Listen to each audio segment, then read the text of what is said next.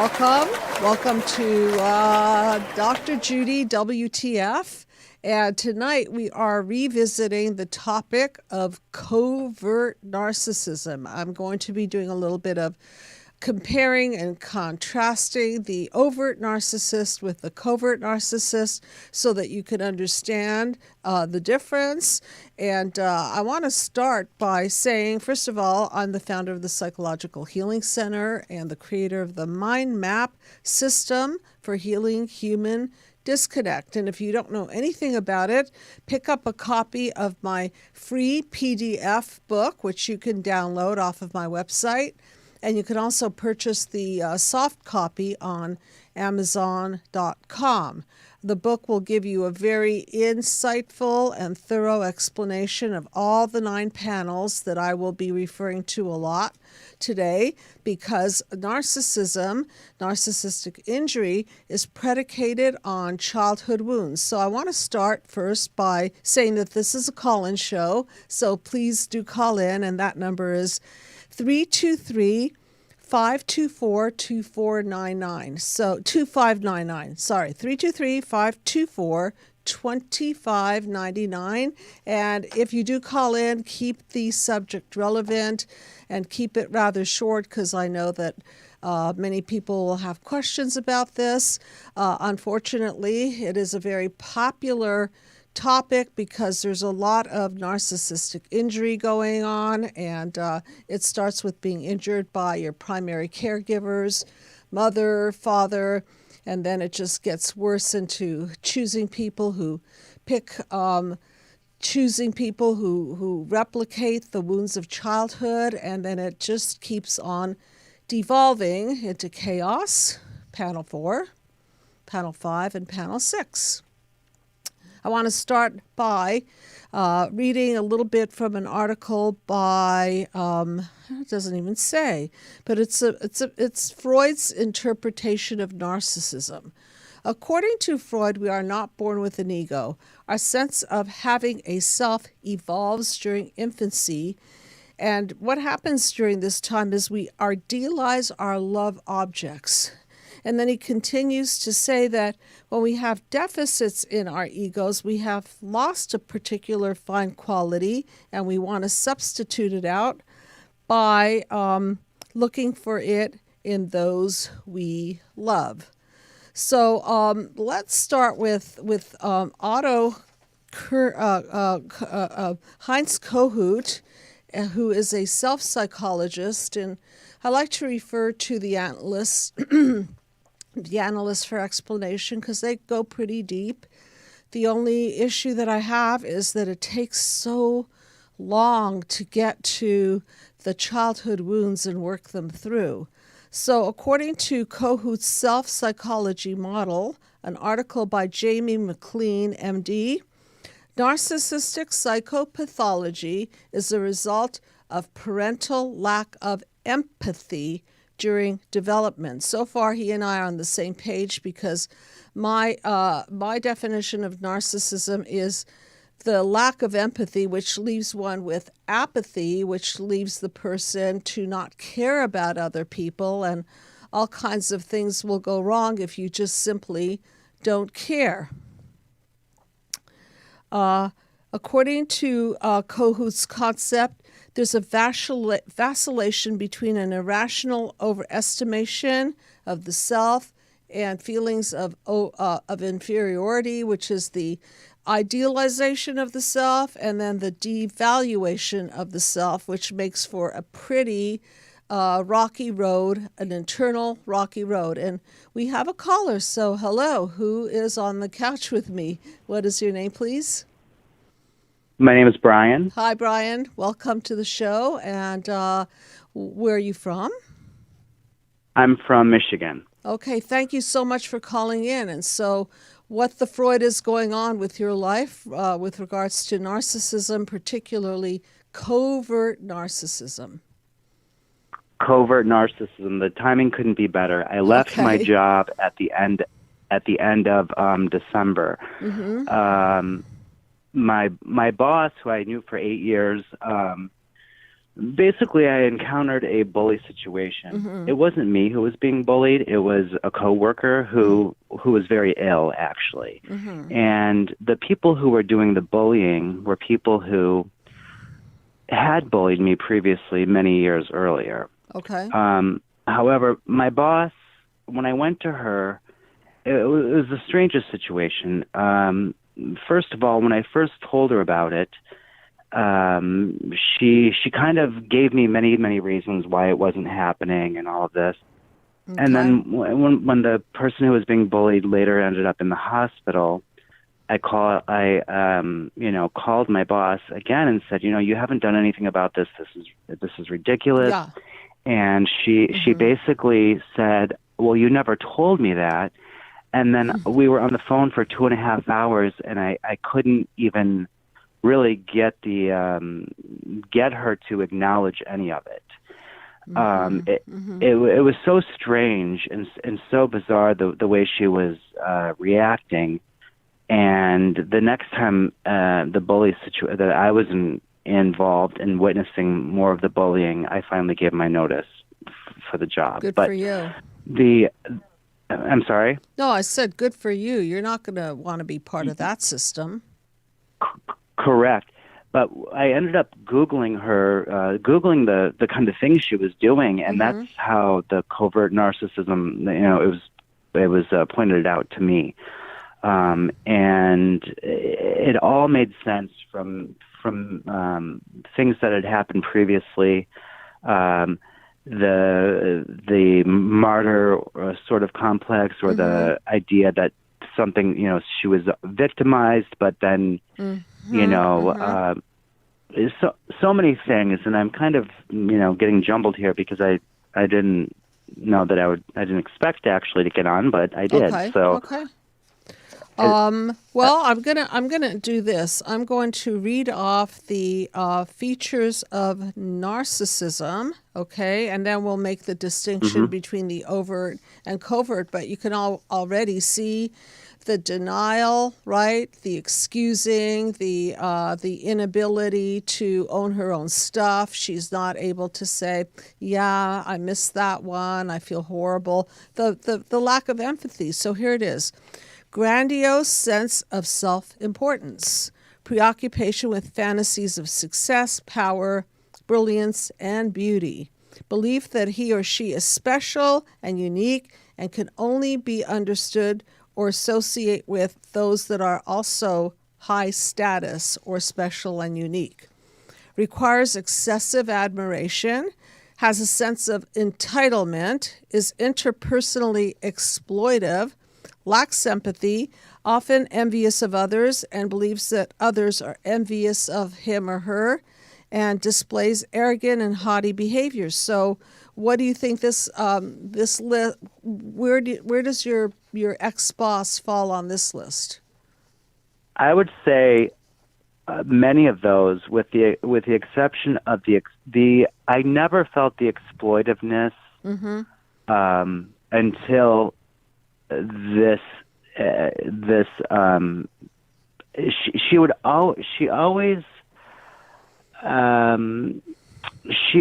kind of do things. It was a strange situation. She would do things for you, but she was always pointing them out, so if she did something for you, then it was, it was pointing it out.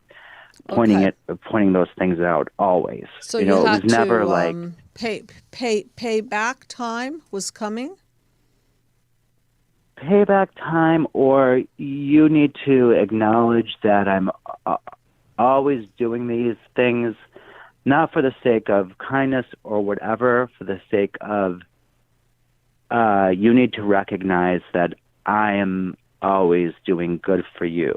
Okay. Almost like it was an intentional kind of like she was only doing it so she could later hold it up. Okay, and look good. And look good, or use it as a reason to block. Let's say she did something that wasn't so good, then she could say, well, no, I've done all of these things for you.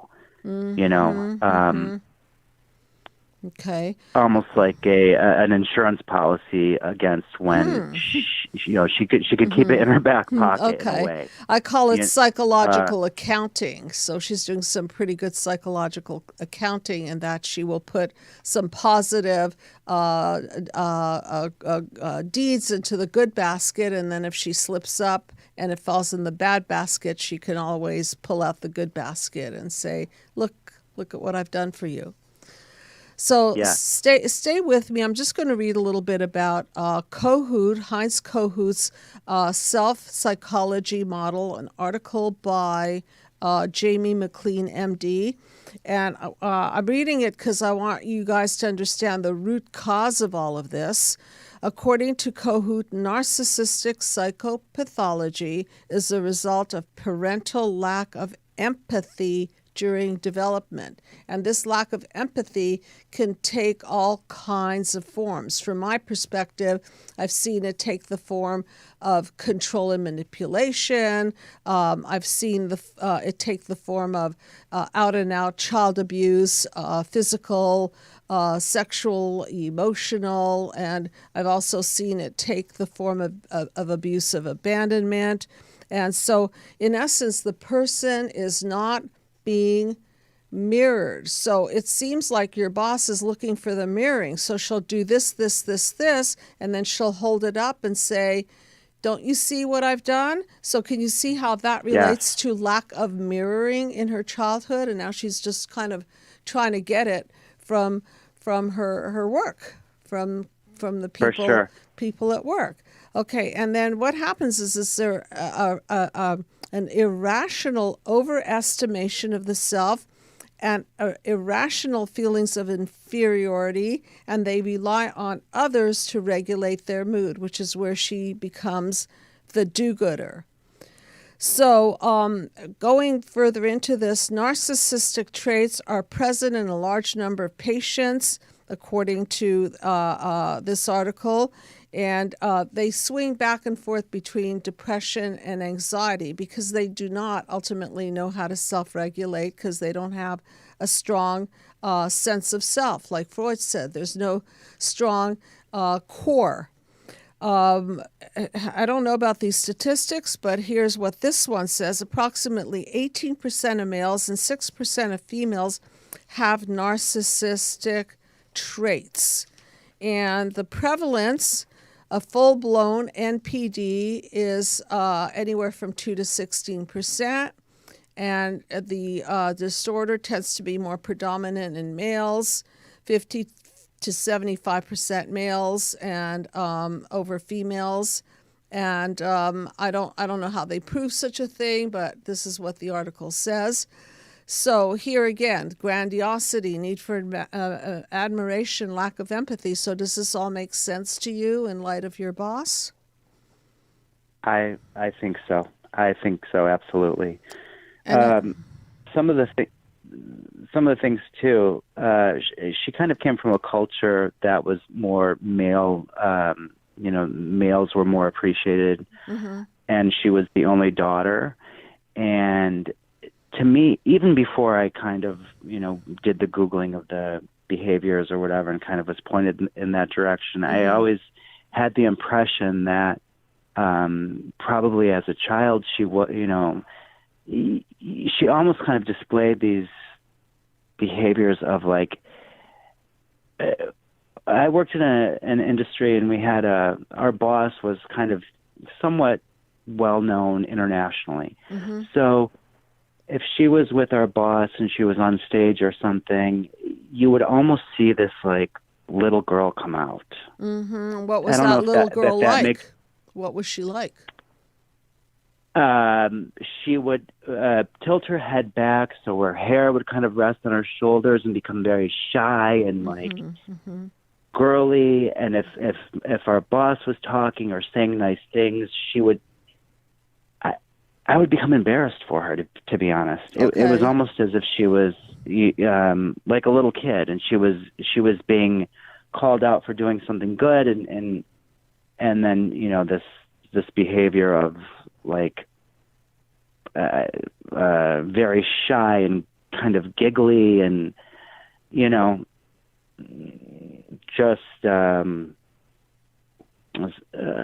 like she was like it was an elementary school sort of reward she was getting or something. Well, one thing that I'll get into more is about arrested development, because when we recognize in people that they're stuck at a certain stage, that simply means to me that they did not develop, and that something cast a shadow over them. And in the mind map system, I talk about the 5 childhood wounds, which are physical abuse, sexual abuse, verbal abuse, neglect and smothering, and all of these cause injury. And obviously, all of them are signs of a lack of empathy. And so sometimes what people do is they regress to those points and then they play them out on other people, hoping to heal. And that's what I call the Freud, because we're going back into the pattern and we want to forward the program, but the people that we pick to forward it with usually knock us down and set us back. So I don't know what she was doing up there, if she was getting some narcissistic supply or maybe not, but you could see with your own eyes that childish, arrested development. Any other questions or comments that you have about your boss or these features that come out of childhood injury? So this is not like you're born with it. This is the shadows cast over you that create these childhood wounds and these horrible defense mechanisms.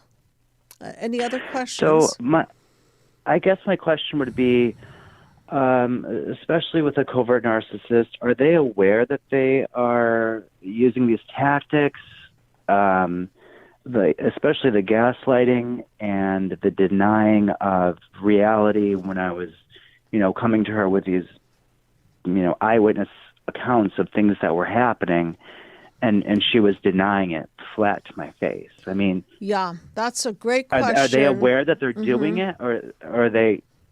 Look, let's put unaware. It this way. They're in a survivor mode. They have to look a certain way, and so they're going to do whatever it takes to have that look that way. Okay, so they're strategizing. So in the sense they know that they've got to strategize all of this. I don't think they're right. They're not retarded. They can't forget that you told them back in the day that this person may be in trouble, and then for her to come back and say, "Why didn't you tell me?" That's up and up a gaslight, isn't it? So, It was so strange because I have known this person for so long. Mm-hmm. It was such a strange, bizarre situation to hear that I didn't get that from our conversation, and then to go on with a 2.5-hour conversation and to again deny it as it's coming out of my mouth, or deny that it happened when I was an eyewitness. I think a good way to answer the question, which is real difficult to answer, which is, do they really plan this out? Is it a reaction or is it a calculated action? I think with sociopathy, it's more of a calculated action, that they are going to Ponzi scheme you, or they're going to somehow take full advantage of you in some way, or psychopathy where they're planning on this murder. Okay, it's really planned out. But don't forget, these people have a very fragile ego, and underneath this grandiose self, which fluctuates between idealization of the self and devaluation of the self, and then idealization of other people, which you watched your boss do with regard to the main person at the company. And so they're in a really, really painful world, and so they're just trying to regulate and survive, and they'll do it at other people's expense. And that's the problem. Okay, so I'm going to go on with some information here and mind map some of it. And Brian, thank you very much for calling in from Michigan. And of course, reach out anytime to the Psychological Healing Center. Okay? I'm halfway through your book, and I love it. Oh, so I thank thank you for everything you do. It's been tremendously helpful to me for other reasons other than this. This was like a bonus. Okay. I could go on and on about other things I've learned through you, so I really appreciate it.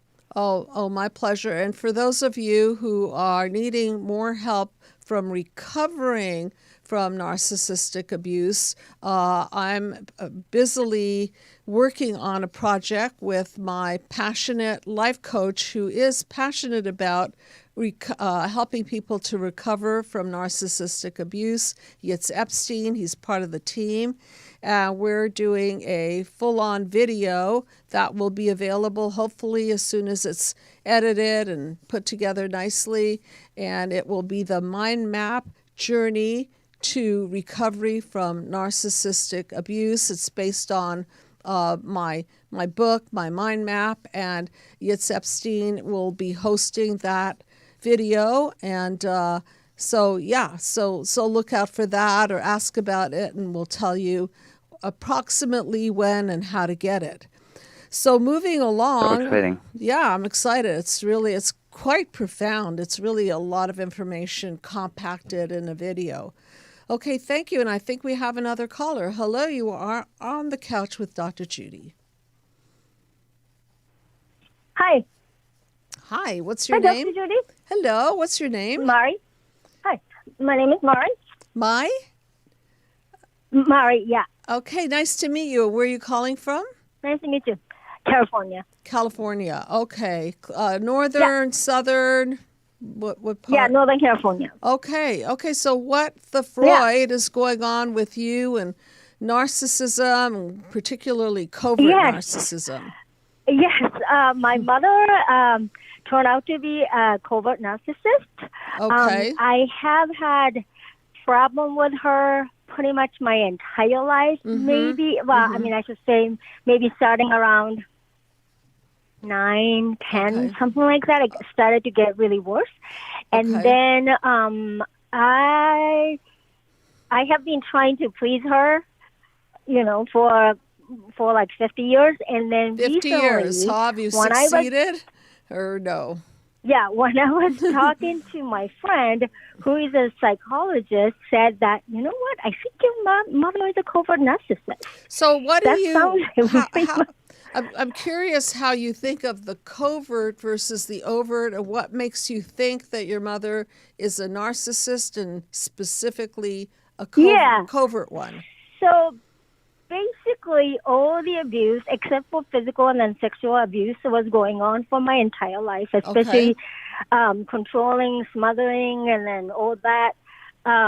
She does like a smear campaign to my siblings, my sister, my cousins, and then my aunts and uncles. And then, let's see, and then when I was younger and everything, she was like snooping into my room and then read my diary. And then, she's like so shameless. And then she would complain to me about what I wrote in the diary because, I was basically, calling her, hypocrite and all that. That was a new word at that time. And then she read it and then she yelled at me. I mean, she basically raised. And then I was like, why are you reading my journal? And then she was like, what's wrong with that? I mean, like, mother should be concerned about the well-being of the daughter and because I care about you and blah, blah, blah. So, that's like early red flag. And then it was getting worse and worse. I mean, like, when I get a phone call from boys, she would go on and on about, like, what they do, what their parents do, and then she'd try to control me, all of that, and then also, like, which school to go to, and, so this what kind of job. Right. This is everything that is under the category of control, manipulation, invading your privacy. So the covert narcissist is not your typical flashy, lots of gold chains and driving a, Ferrari kind of narcissist. She said that she's the nicest person, and then everybody doesn't think that she's a narcissist because she's a nice person and then very generous to other people. Yes. But then I was a golden child, turned out to be a scapegoat because she really see me as the extension of her. And then Yes. she just does not accept any, she and I are very different. Okay. But then she just cannot accept that fact, including what I wear and then, hairstyle and then how I think and then everything else. So because I couldn't stand it, I basically, I was born and raised in Japan. And then I left Japan one day as a 27-year-old, basically ran away from home. Okay. And then came to the U.S. Because I just, tried to live by myself. And then every time I try to live by myself or like go to other city for college and everything in Japan, she would rage and then does not allow me to do that. Okay, so a lot of control. And also, one thing that I take a lot into consideration are cultural wounds, and the way the culture forms is also it's very hard for people to think they're doing something wrong, because oftentimes they're just following the rules and roles of their culture, so they're not thinking, they're controlling, or they're not thinking. Okay, so I want to stay on the phone, and I'm going to read you the covert narcissist, okay? Overt versus covert narcissist, both stuck. And what I see is that they are stuck in some kind of an arrested development. And this is an article by Julie Hall, and she talks about the difference. So, so the covert narcissist lacks the brash confidence and public attention. So they're more like a shy narcissist. They prefer to stay on the sidelines. So if they're the center stage, that they're probably more the overt, and if they're behind the scenes, they're probably more the covert. And they are hardest to spot, which is why so many people show up at the Psychological Healing Center and say, I had no idea. I mean, I was fooled by this, and this really caught me off guard. And now I could see that my anxiety and my depression and my trauma bond and my complex PTSD, which we describe a lot about in the narcissistic abuse video, all of that is due to this lack of mirroring, this manipulation, control, and this stealing of one's identity, which she did. She tried to tell you who to date, what to wear, how to be, violated your diary, and on and on and on. Okay, so here it is. So it's very in line with my thinking. So harder to spot, just as selfish, entitled, and manipulated as the overt variety. Whether bold bullies or shrinking violets, the shy type, they have well-honed survivor skills. So, it's me or you, and it's going to be you. They're going to project on you.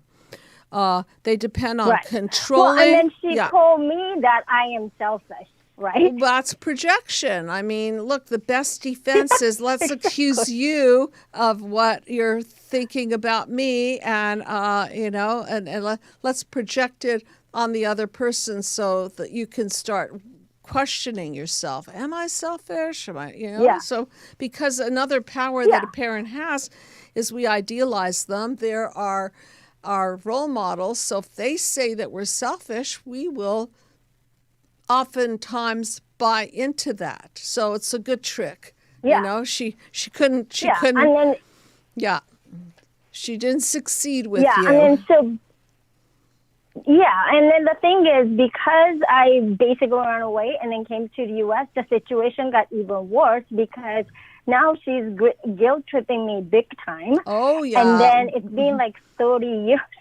And then basically she's, I'm really afraid of calling her because she's 88. And then just like the Chinese lady who you had as the caller a few weeks ago, I feel like I'm going low contact, but then she's constantly complaining about it. But then because she guilt trips and then, call me all the bad names and then what a horrible person I am and then the worst person in the whole world and and also culturally and this and that and everything. Right, I'm referring back to your culture. And it's basically this is cycle of not being able to call, but then I feel even more guilty and then doesn't end, does it? And the sad thing is, even if you feel tender-hearted and think, oh, she's 88 years old, I think I'll call her, you're opening up this whole can of worms, and then boom,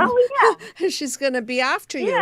So what do? It's a delicate thing. But I wanted to... Do you have any advice? I do. Because I really need to call her, especially because my aunt died yesterday. Well, and then she's a little bit younger than my mother. My sister told me about it, and then I was like, sorry, that I have to call my mother and then at least say something. Okay. So you keep the contact short. You limit it. I often recommend low contact. I guess they call it gray rock. And you don't show your feelings to somebody with these narcissistic qualities because, trust me, they will use your feelings against you and they will manipulate them. Okay, so I would say... She eats me alive. Oh, she will. And also, being Japanese, I'm imagining that in your culture, you owe your parents loyalty and you owe your parents respect. So this is, from her eyes, you're a horrible daughter. Okay, so you will never, never win with her. The worst. And she'll never own her own stuff, which is a quality that narcissists lack. They just don't know how to self-reflect and self-correct. So look, lay low. If you can't stand it, then I guess email her or have somebody else deliver the news. And I always tell people, put yourself first. Put yourself first. You deserve it because they sure didn't put you first. But then if I try to use my sister to convey to, my message to her and everything, she really reads it. And then I'm really scared of that. Okay, plan B or C, whatever you want to call it. How about a sympathy card or some kind of a letter, even if it's an email letter? Mom, I'm really sorry to inform you. Pardon me? I haven't called you. So to my mother, that I haven't called her. Sorry, but I hope that you are doing well. Kind of thing. Yeah. I heard about my aunt passing, and I already contacted her. So please don't worry that I haven't done it. There we go. Because she worries about everything. Okay, so that's the deal. You lay low. You don't give her feelings. You try to show as much empathy as you can. But number one is you, okay? Even though I don't feel the empathy, I show the empathy. You know why you're empathetic? Because you're a good person, and you are it because it's your heart, and you don't want your mother to turn you into a cold stone, which doesn't mean that you have to pour on the love. It's just that if we really peel back the curtain, then these people have been very, very, very injured, and they struggle with self-esteem. They struggle deeply with shame, and they have horrible defense mechanisms of control, manipulation, gaslighting, and demeaning and devaluing and destroying others. And that they never heal. And I don't think they're going to be showing up anytime soon at the Psychological Healing Center. And I don't think they're going to be exploring covert and overt narcissism. This is a topic they will keep away from because they don't want to unpack their baggage because it's too painful. So they'll just stay this way. They'll stay defended. Got it? Okay. So you do the bare minimum, keep yourself safe, and you don't have to allow, open the door for her to vomit all over you. Okay. All right. Thank you so much, Knight, for calling in. Okay. Thank you so much. You're very welcome. Good night. Okay, there's just so much epidemic out there. I think this world that's why I wrote a book called Be the Cause, Healing Human Disconnect, because this is all about mother-infant disconnect, father infant disconnect, family disconnect. And when we're disconnected from, then we fall into reactions and low self-esteem core beliefs like we're not worthy, we're not good enough. And in order to defend against all this not good enough stuff, then we will either aggrandize ourselves and look good and create a beautiful false self, or we'll kind of get shy and passive aggressive and manipulative and act as if the person will act as if they're the sweetest person in the world. And I've mentioned this on another video, but I got suckered, that's the best way to put it, by Covert Narcissist, and I have a PhD, right? So this is not supposed to happen to me, but it's just so subtle. And why it's so horrible getting healed from this is because you don't see it coming. You just think that this is the nicest, most honest person until you find out that they're cheating and they have a double life and they're using you and they're draining your finances, but they don't necessarily come on all that strong with their Ferraris and their gold chains, or in a woman's case, they may not come out on all that strongly with the beautiful wardrobe and flashy look and so on and so forth. So this is a very insidious, and that's where we get stabbed most, is when you just don't see it coming. So here's the article about okay, so we know the general narcissistic traits: lack of empathy, delusions of grandeur, reacting bitterly,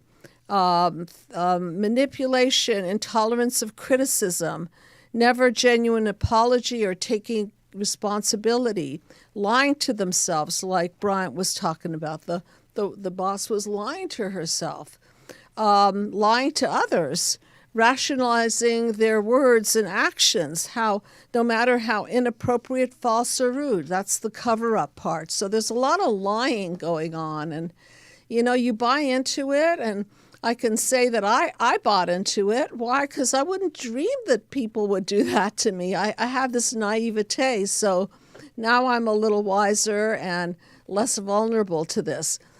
So those are the overt traits: are attract attention, demand admiration, charm and flatter, study the room for the most vulnerable person.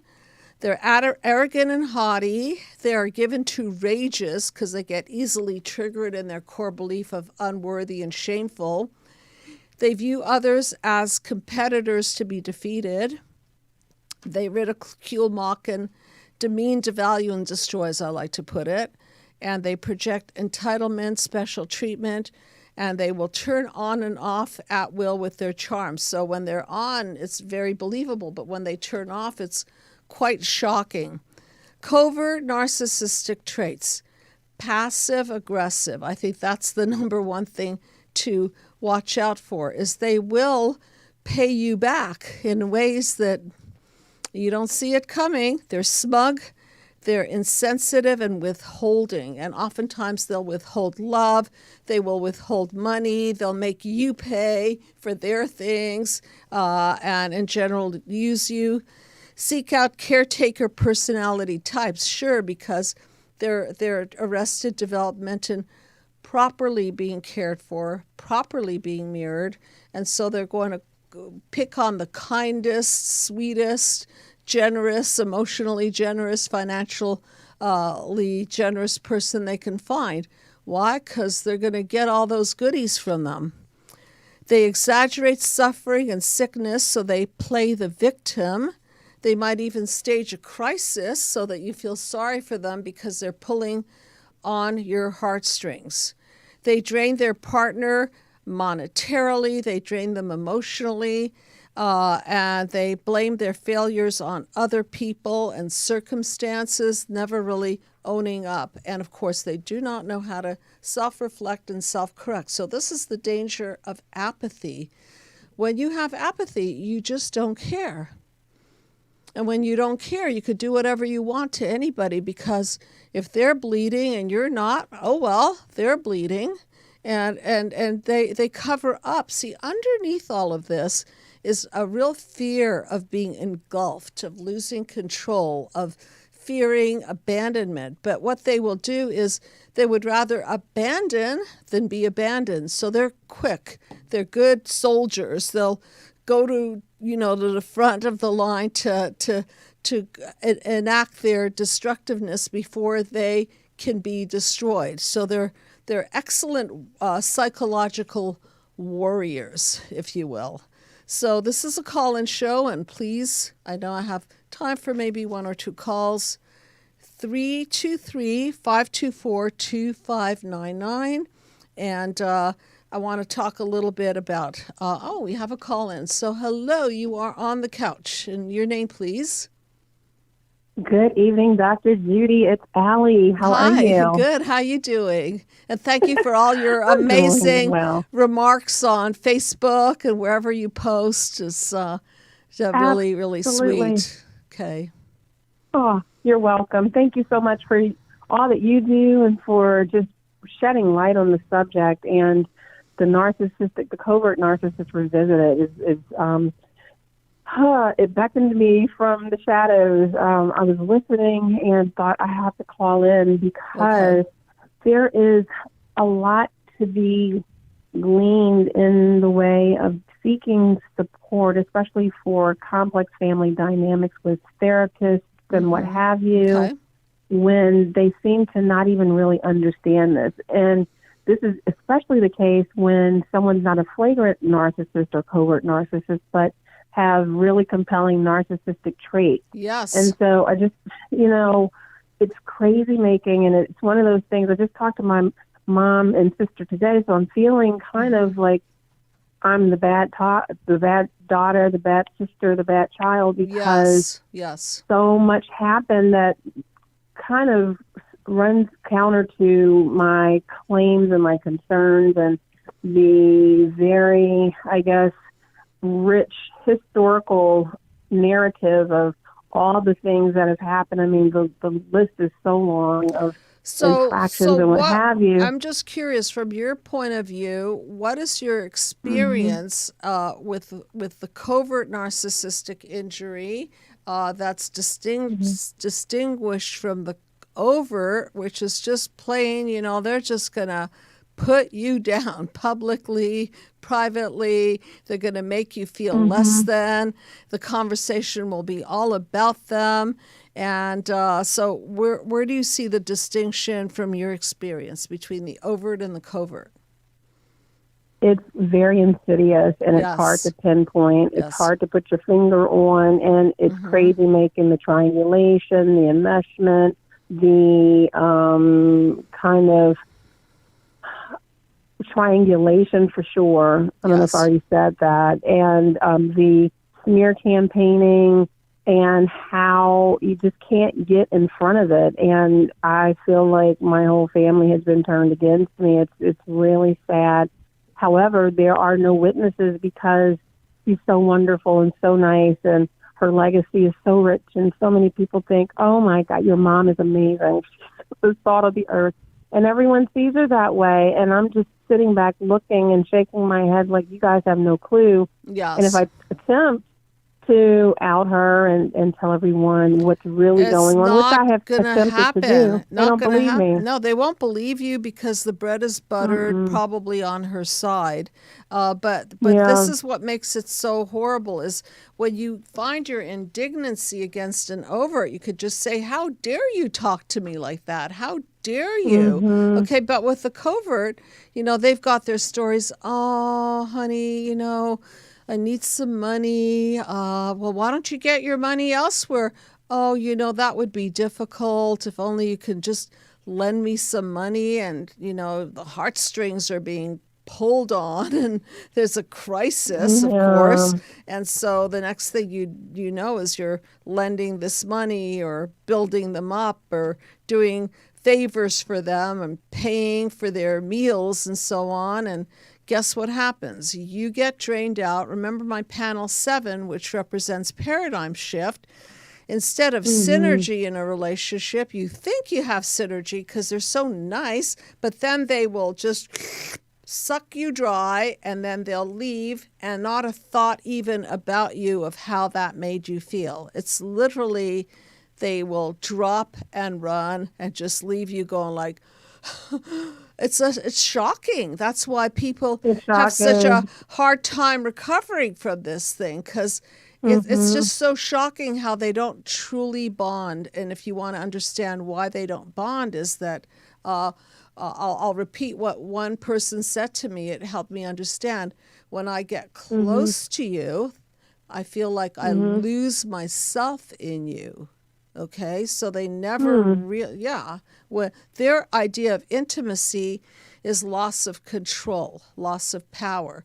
So they'll be able to objectify and use you and drain from you, but they'll never really, really put their heart on the line. So they always have one foot out. So they may be in a relationship, and guess what they're doing? They're online shopping for their next one, or they're going back to other relationships to try to keep all of the strings in control and to make sure that they're the center of attention and that everybody is just dying to have them back. And that's the sadness of people who get caught in this web, and then they have to extricate themselves. And this is a pure repetition principle from childhood, because it comes from the blueprint of the unavailable, abandoning mother or father, or the controlling and the manipulative. And so this is familiar. It's familiar and familial. When you play it out with somebody else, it reopens all childhood wounds, and it is as difficult to recover from this, if not more so, than recovering from a serious drug addiction. Because you go from high dopamine level, I love you, I want you forever, and I'm going to be there forever for you, to they devalue and drop you and move on. And then they stick the knife in your heart by telling you how non-valuable you were to them anyways. It's really something. That's why I'm creating this narcissistic abuse recovery video. We're putting a lot of attention into it. And just remember, it's very difficult even for people to mitigate their feelings, because on the one hand, as an empathic person, you can understand that they're injured. On the other hand, you have the right to be infuriated with this kind of behavior. Well, again, to that point, it's very difficult to even assert oneself, because, and like with my situation with my mom is the one who always has her credit card out or her checkbook out. Yes. She swoons in to help save the day. And so many people have been direct beneficiaries of her generosity, and including myself. Yes. However, what I'm noticing is this hallmark signature of underhelping. So the help comes in the form of writing a check, but it's sticky giving. You know, you write the check, it's underhelping because it's not really meeting the need. It's almost like if you need boots on the ground and someone in the trenches helping you to figure things out. You and I have talked. I don't know if I want to share fully what's going on, but I live with a hidden disability. And so the thing is, there's a lot that goes on in making my life work. And the thing is, I meet someone, advocates and people in the trenches helping me to figure out the methodology, the game plan and that kind of thing on my own is very difficult to do. So she won't be there for that, but she'll be there to write the check. But it's almost like throwing a check to someone who has stage 4 cancer and they need a really good oncologist. And that's someone will say, exactly. There's a little tease of, well, you can't really blame me. I'm doing something nice. But then again, they're not hitting the mark. What you really need is this, and that. And sometimes these people will substitute deeds or gifts or promises, fake promises, in exchange for they'll just throw that at you, but they can't throw love because they don't have bonding. I know I have one more call in. I'll take one more call in, and Allie, I know we will be in touch. And thank you. I know. Can I say this really quickly? Sure. Can I say this really quickly? Yeah. because family members know about the financial help and support, they mistake that for, oh, well, she's helping. What are you complaining about? I know she's done these things. Okay. And then I'll always say, yeah, but she didn't do, and then they see me as, oh my God, how ungrateful. Your mother does everything. And I mean, like, how much can she do? So I You're think never there's satisfied. Right. There's a driving force in people like yourself to expose the issue. So yes, thank you for that. And everybody listening, let's expose the issue and throw truth light on it. And that's our path. That's part of the pathway out of this.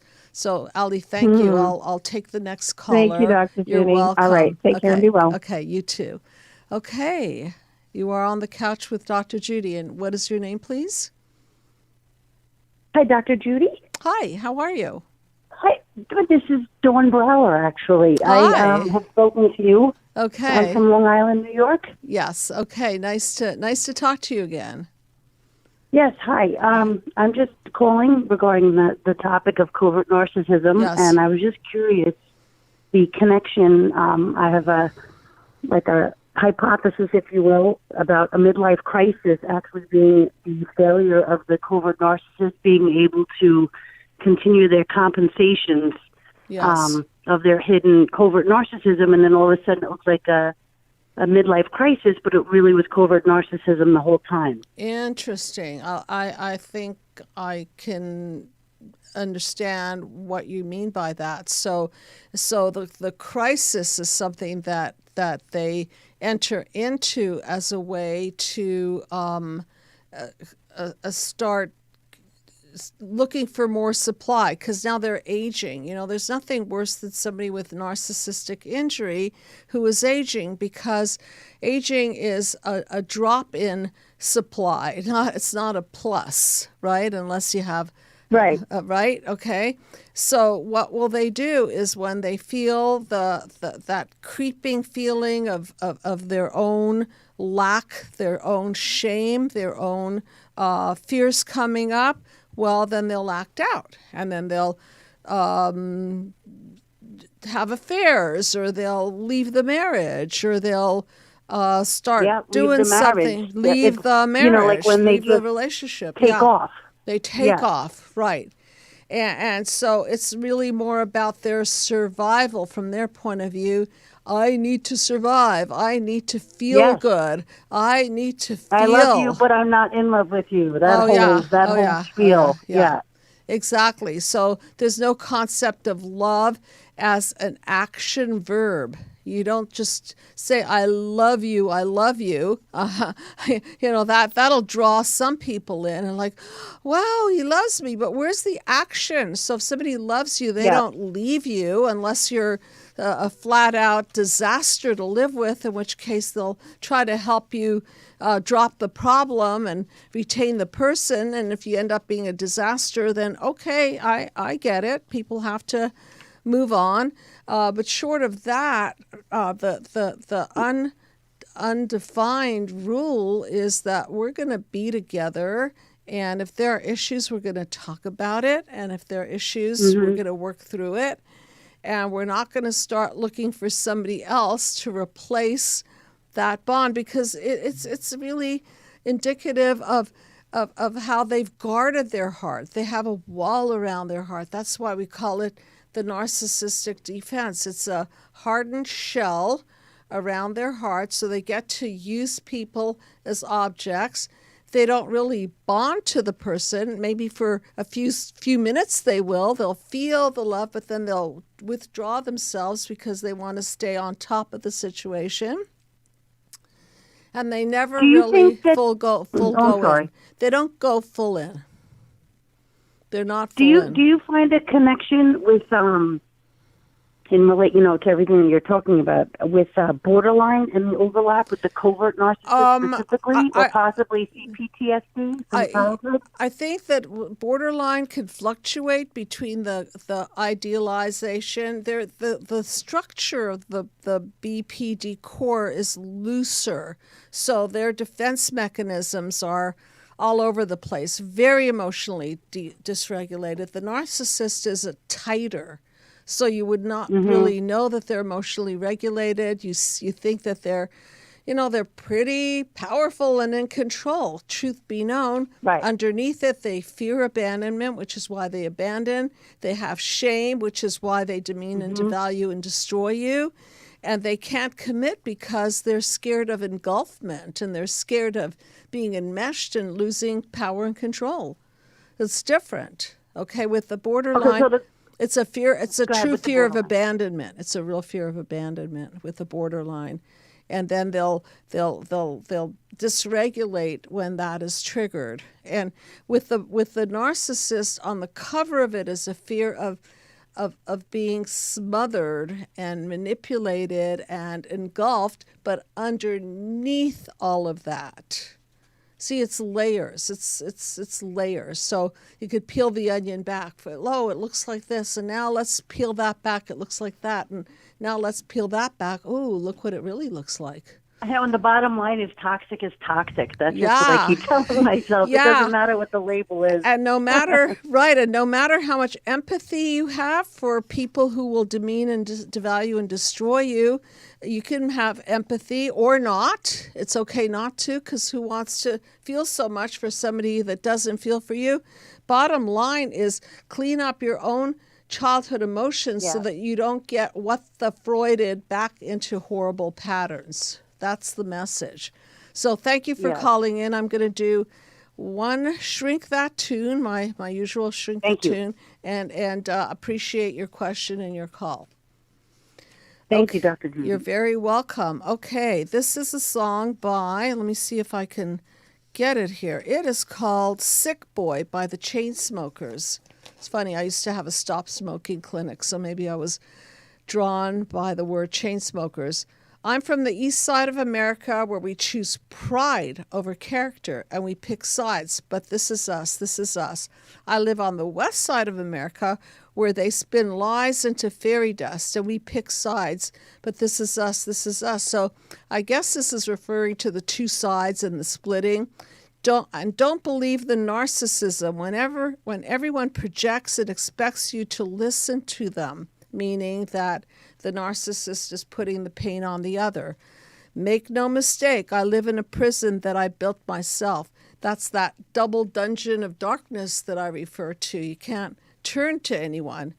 Easy to say when you don't take the risk. Boy, welcome to the narcissism where we're united. I love this line, where we're united in our indifference. So join the apathy club.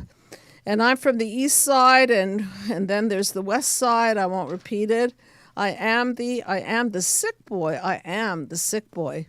They say that I'm the sick boy. They call me the sick boy. Well, apparently it feels pretty sick inside. Whenever anyone projects and expects you to listen to them, make no mistake, I live in a prison, and it's my religion. I'm the sick boy. Feed yourself with my life's work. How many likes is my life worth? So all these likes and Facebook, so on, the dopamine keeps coming, and they keep boosting the poor self-image underneath all of it. So in summary, it's not what it looks like. These people are not filled with self-confidence, so they're not wise, they're not filled with knowledge, and underneath all of this is a sick boy or girl who is hurting and has walled themselves off from interconnecting and sharing of themselves. And so that's why they're apathetic and they can do what they want because they don't really feel it. So thank you, everyone, for listening. Really, really appreciate the calls and the questions. Good night, everyone.